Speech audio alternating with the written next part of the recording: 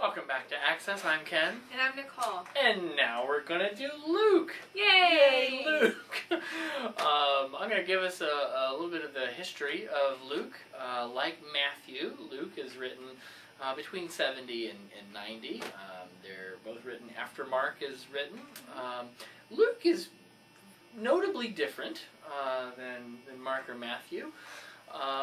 Both in terms of how it's written. The style is, certainly in the Greek, is actually very rich and and the Greek is considered better Greek. It's more like classical Greek, which points to the authorship, which is significantly different. We believe Luke is probably the only Gentile author of any of the Gospels.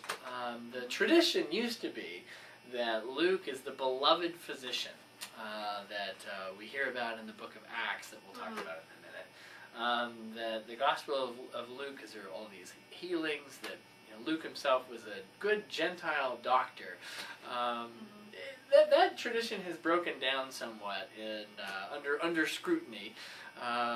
People used to say there was more medical terminology in Luke than in any others, and that's probably not the case now that we've studied more.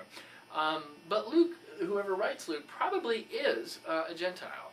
There is an enormous concern and knowledge for the Gentile community. So just as Matthew is more written towards a Jewish population, the themes and the style in Luke is geared more towards a Gentile audience. One of the cool facets about Luke that you can't really pick up without the Greek is that he changes and shifts style and actually mimics different types of Greek. So, for instance, when Paul is in Athens in the book of Acts, which... Same author. Well, he changes styles, and so Paul actually begins to speak more like using philosophical Greek than others. Luke can mimic Septuagint Greek. That's the Old Testament that's written in Greek. So the infancy narrative in the first part, he actually uses Old Septuagint sounding Greek, which would sound like King James English, to us. That's the second thing I want to talk about. We've already let the cat out of the bag about the history of Luke, is that Luke is a two-part work. The Gospel is the first part, and then the book of Acts is the second part. Now the Bible has John smack in between the two of them because they put all the Gospels together and then everything else. But Luke and Acts, written by the same person. You'll notice both of them start off dedicated to a person named Theophilus, which may be a real name, or it means lover of God, so it could just mean any lover of God. But just as the Gospel of Luke tells the story of Jesus and heading to Jerusalem, the book of Acts tells the story of the church and gives kind of the life of the church. And you'll note that Paul, in the book of Acts that we'll talk about in a minute, his life mirrors somewhat the life of Jesus in the book of Luke. So there's some wonderful literary shaping and mirroring that goes on there. It's on the high-level literary. It is. Luke is by far, I think, of the Gospels. Well, I mean, it's tough to say with John, but it is considered the most, hoity-toity. Like, I was a classics major, so people, even classicists, who tend to turn their noses up at the New Testament, the Koine, the common Greek, even they, will appreciate the work of Luke and some of the letters of Paul, maybe.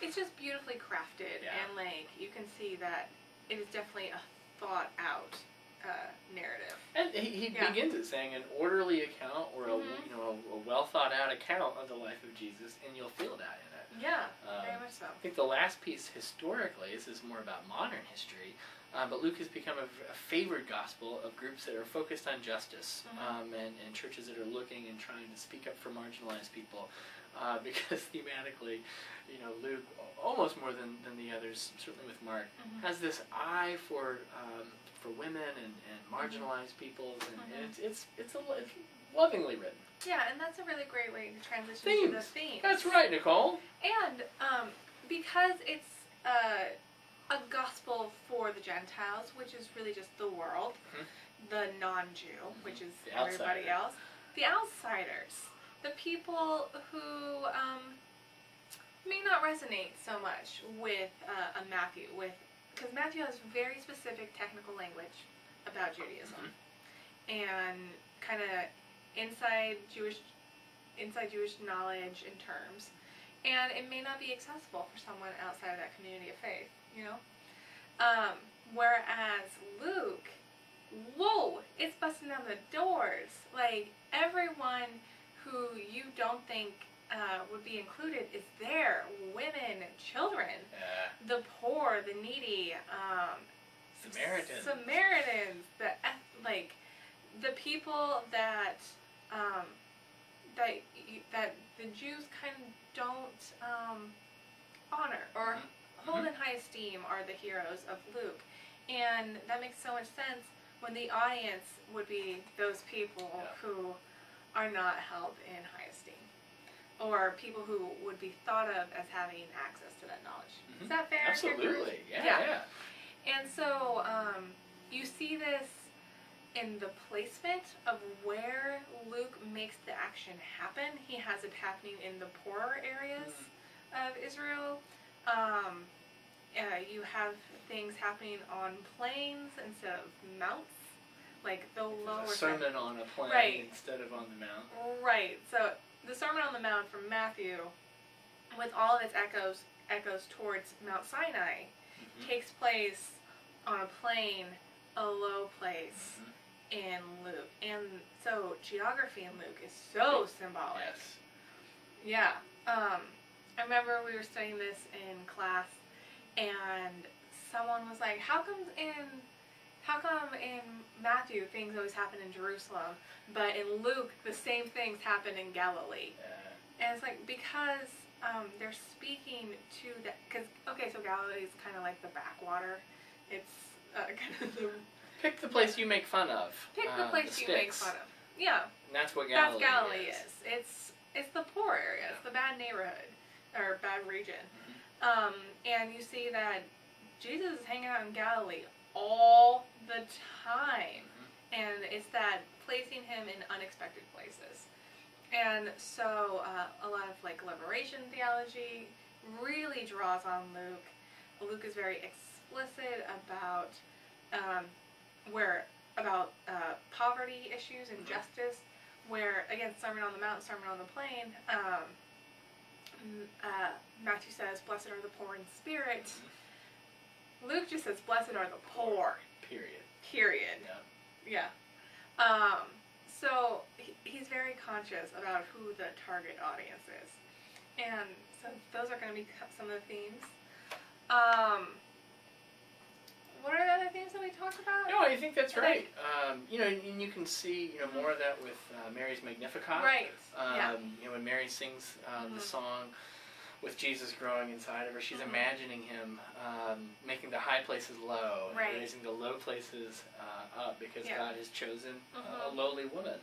Yeah. It's an exciting moment. It is. It's so interesting to really pay attention to the geography, I think, in Luke. We can head. The artistry of Luke. Yeah. Let's head into our stories. All right. So we're going to start off with Luke's infancy narrative. As Ken was describing with Matthew, with all the dreams and visions and Egypt, and it's such an echoing of the Torah and Torah images. And we got the Magi. Pharaoh. The only other place you see the word Magoi in the Septuagint is when Pharaoh calls in the magicians, magicians, to see if they can counter what Moses is doing with the rod and the snakes, and they can do some, but not all. And then magicians, Magoi, show up again in Matthew. So it's an interesting parallel, which you don't have. Right, we don't have. In Luke, you have the ladies. You have an angel coming to Elizabeth, who is Mary's cousin, and she's been barren, and kind of blessing her with a son, who's going to be John the Baptist. And then you have the angel Gabriel coming to Mary, telling her that she will conceive God's son. And you have a lot of these angelic visions. And the women are the people who understand